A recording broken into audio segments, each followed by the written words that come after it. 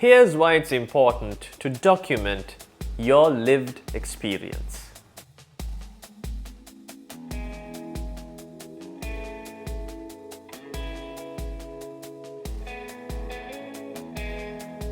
Hi, and welcome to the Law Simplified, the world's largest independent online law school platform. I'm your instructor, Shaveen Bandadnaika.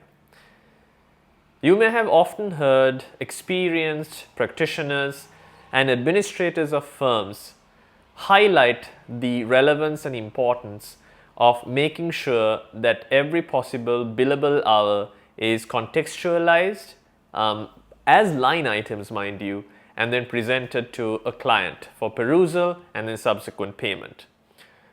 You might be wondering that the reason for this perhaps is from a revenue standpoint. But it is also, on the other hand, the need to document all of the work experience that goes into this particular type of vocation. If you like the type of content that I make on this YouTube channel, do subscribe to the Law Simplified and leave a comment below of what other types of content that you'd like to see, both academically as well as professionally. If you are a first, second or third year law student, I would highly recommend enrolling in the comprehensive online law school platform, complete with theory, tutorial, and workshop lessons based on the actual one-on-ones that I've conducted with first-class law students globally. At the beginning of this video, I try to impress upon you why it's important, perhaps, to document your lived experience. I want to introduce a word to you that is actually something that professionals in other industries cherish and value quite a lot. Portfolio. Now, if you take creative pursuits, such as being a creative director, an art director, someone in advertising and production, for example, a common word among such professionals, especially at the inception of their career, is building portfolio.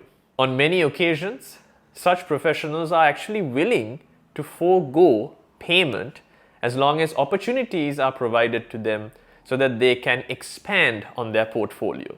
A portfolio is essentially a collection of work that they've done. And depending on the type of professional you are, whether you want to have a wide reach, you want to have versatility in the types of content or the types of work that you've done, or you want to be much more niche and you want to be more specialized in something, you'll try to attract as much work as possible, especially in the inception of your career, that accounts for that vision that you have, for that trajectory that you're trying to have in terms of your work. However, you might not hear this term being said by your friends or colleagues in this fraternity. In fact, the only occasion, I would say, that you would want to collect your work experience or you'd want to really go after that is if you are someone who's just starting off being a practitioner, especially someone like a solicitor, who might now, by virtue of the solicitor's qualifying examination, want to accumulate QWE or qualifying work experience by documenting it in the manner that the solicitor's regulation authority requests you to do. But I want to impress upon you the fact that it's actually vital that you collate, collect, absorb, reflect, and then later, if possible, even publish the work experience that you've had over your entire career.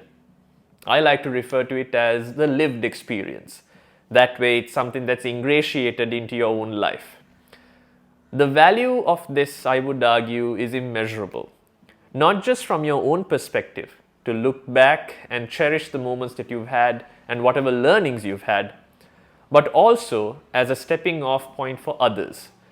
Chances are, by the time you come to the end of your career, there's much that can be absorbed from your life in relation to some other younger practitioner. So think of it not just for yourself, but for others in the fraternity as well.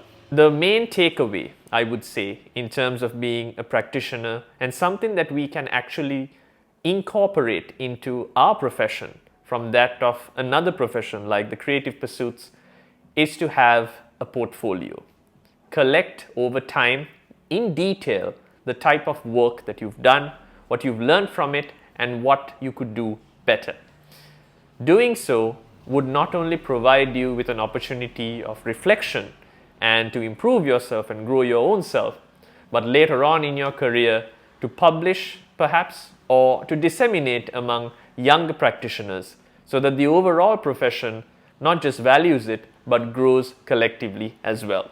That being said, until the next time that we speak, have fun, stay safe, and as always, obey the law.